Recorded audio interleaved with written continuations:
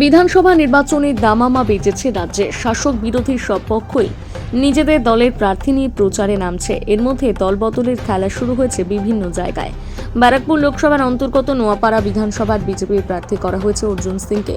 এবার সেই নোয়াপাড়া বিধানসভাতে তৃণমূলে ভাঙন ধরালো ব্যারাকপুরের প্রাক্তন সাংসদ তথা বিজেপি নেতা অর্জুন সিং। আজ জগদ্দলে নিজের বাসভবনে উত্তর ব্যারাকপুর পৌরসভার 15 নম্বর ওয়ার্ডের তৃণমূল কাউন্সিলর শ্রাবণী কাশ্যপ ও তার স্বামী মৃন্ময় কাশ্যপ অর্জুন সিং এর হাত ধরে যোগ দিলেন বিজেপিতে।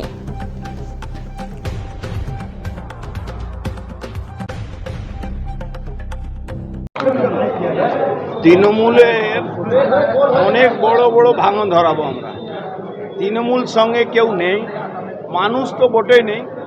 এখন কাউন্সিলররা, আপনি জগদ্দল বিধানসভায় ইমিডিয়েট দেখবেন 2-3 জন কাউন্সিলর জয়েন করছে। তৃণমূলের কিছু নেই। তৃণমূল যারা ভালো লোক তারা তৃণমূলে থাকতে পারছে না, তৃণমূল থেকে সরিয়ে আসতে চাইছে। আর তৃণমূল শুধু গুন্ডার পুলিশ একটা নিয়ে চলছে। এই জয়েনিং এর তালিকায় তৃণমূল থেকে বিজেপিতে আর কে কে আছে? বললাম জগদ্দল বিধানসভায় 2 জন কাউন্সিলর যে কোনো মুহূর্তে আমি জয়েন করাবো। আমাদের ডাক্তার রাজেশ কুমারজি নেতৃত্বে আমাদের দলের পক্ষ থেকে ওকে আমরা জয়েনিং নেব, ভারতীয় জনতা পার্টি পরিবারতে আনবো। আজকে কি জয়েন করবে? আজকে মৃন্ময় কাশ্যপী আর আমাদের শ্রাবণী কাশ্যপী কাউন্সিলর আছে, আর তারপর অনেকে আছে তার সঙ্গে সঙ্গে ওরা সবাই মিলে আজকে ভারতীয় জনতা পার্টি। তৃণমূল কি কোনটা সাহেবের জন্য বা এই তৃণমূল বাংলায় থাকবে না। আমাদের এখানে তো ছেড়ে দিন 80-20 লড়াই আছে। এবার ব্যারাকপুরে 80-20 লড়াই। কেন, যত জল ছিল জলটাকে আমরা গর্ততে ফেলে দিয়েছি, জল আর নেই। এই জলটা না থাকলে তৃণমূল কিছু নেই।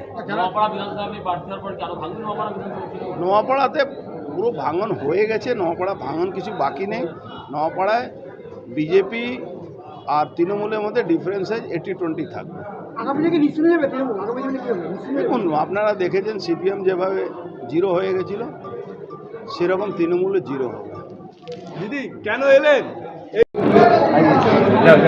এক সময় জ্যোতিপ্র মল্লিকের ছায়াসঙ্গী ছিলেন, দিল্লির কাজটা আপনি করতেন ওনার। তৃণমূলে এলেন কেন? বিজেপিতে এলেন কেন? তৃণমূল ছিল। চোরেদের সঙ্গে থাকা যায়, কারুর সঙ্গে থেকে কাজ করা মানে চোরের সাথে চোরের সাথী হওয়া যায়। দেখো, নোয়াপাড়ার বিধায়ক আলটিমেটলি সৎ মানুষ ছিলেন, তো ওনাকে কি করতে হলো, প্রণাম করতে গিয়ে তাড়িয়ে দিচ্ছে, এরকমভাবে অপমান করছে। আর তৃণমূল টিকিট কাদের দিচ্ছে? সব জেলকাটা আসামি, চোরেদের, ব্র্যান্ডেড চোরেদের। তবে একটা কথা বলি, বারাকপুরে এখন নোয়াপাড়ায় অর্জুনদা, টাইগার ইজ ব্যাক। আবার জগদ্দলে ডক্টর রাজেশ কুমার সাহেব IPS। আমার মনে হয় তৃণমূল ভোটের, আমার মনে হচ্ছে না আর নমিনেশন জমা পর্যন্ত তৃণমূলকে খুঁজে পাবে বারাকপুর চত্বরে। জ্যোতিপ্র মল্লিকের সাথে কথা হয়েছে যে দলে বিজেপিতে আসবেন, দল ছেড়ে? চোরের সঙ্গে কেউ কথা বলবে না, গড় করে। যার কথা জিজ্ঞেস করছেন, হ্যাঁ, প্রাক্তন খাদ্যমন্ত্রী। হ্যাঁ, তো জেলে কে থাকে? জেলে ভালো মানুষ থাকে? প্রার্থী হয়েছেন তো? প্রার্থী চোরেদেরকেই তো প্রার্থী করেছে, ভালো মানুষকে বিজেপি প্রার্থী করে। দেখুন, ডক্টর রাজেশ কুমার যে রিটায়ার করেছেন, ওনাকে প্রার্থী করেছেন। আপনি বিজেপির লিস্টটা দেখুন আর তৃণমূলের লিস্টটা দেখুন। আর একটা কথা বলি, এই সাংসদ 24-এ জিতে বলেছিল না গুন্ডামুক্ত বারাকপুর বানাবো। আমার মনে হয় এবার সাংসদ 26-এ চৌটামাইয়ের পর দেখে নেবে গুন্ডামুক্ত বারাকপুর কী করে তৈরি হয়। যোগ্য সম্মান পাবো সেই আশাতেই এসেছি এবং জানি আজকে বিজেপি জিতবে। যেমন জলে পদ্ম থাকে, এবার ডাঙায় পদ্ম ফুটবে এবং ডাঙায় পদ্ম ফোটার জন্য মানুষ হচ্ছে তার অক্সিজেন, হাওয়া, বাতাস, জল। কেন এলেন? সেরকমভাবে যোগ্য সম্মান তৃণমূলে পাচ্ছিলাম না, তাই আজকে ফিরে এলাম বিজেপিতে। ঘটনা কি মনে আঘাত লেগেছে? হ্যাঁ, এটা তো একটা, উনি একজন সৎ মানুষ। উনি মঞ্জু বসু, উনি আমাদের বিধায়িকা ছিলেন, উনি তৃণমূলের একজন বিধায়িকা ছিলেন। উনি তো যথেষ্ট সৎ মানুষ ছিলেন। আজকে ওনার একটা বিরাট অপমান হয়েছে, এটা তো একটা খুবই দুঃখজনক ঘটনা। না, সেভাবে অতটা আমি কাজ করতে পারছিলাম না।